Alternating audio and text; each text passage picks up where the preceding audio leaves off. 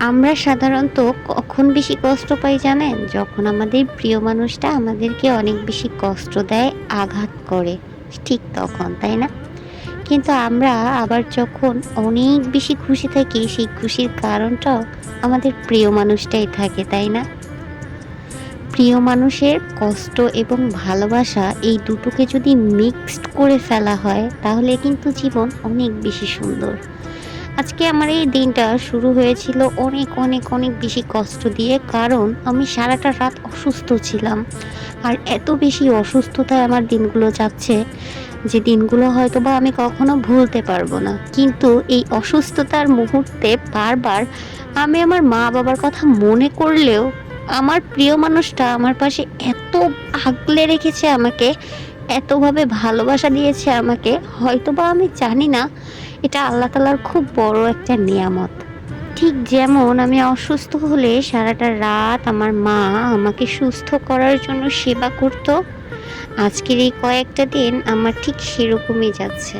আসলে মা বাবার পরে পৃথিবীতে সবথেকে প্রিয় একমাত্র তোমার প্রিয় মানুষটাই, যদি সেই প্রিয় মানুষটা তোমার কষ্টগুলো উপলব্ধি করতে পারে। আর এই প্রিয় মানুষটাকে ছাড়া পৃথিবীর বাকি সবাই অনেক বেশি বেঈমান হয়। আমি ভাই বেঈমানদের আর নিজ চোখে দেখতে চাই না। বেঈমানদের কথাগুলো আমি আর শুনতে চাই না। বেঈমানরা যদি আমাকে উল্টো করে বলে, না আমরা তোমার পাশে আছি, সেই কথাটা এখন আমার হাস্যকর মনে হয়। আসলে কি জানেন, জীবনের কিছু কথা আছে, জীবনের কিছু কাহিনী আছে, যে কাহিনীগুলো চাইলেও আপনি কখনো ভুলতে পারবেন না। জীবনের কিছু অপমান আছে, যে অপমানগুলো আপনি চাইলেও মন থেকে কখনো মুছে ফেলতে পারবেন না।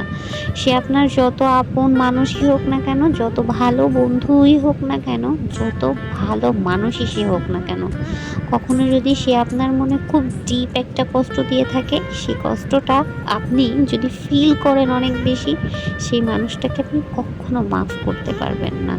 দুনিয়াতে ভালো থাকুন, দুনিয়াতে সুস্থ থাকুন, কিছু বেঈমানদের চিনে রাখুন, কিছু আপন মানুষদেরকেও চিনে রাখুন, যারা আপনার বিপদে হাসি তামাশা করেছে।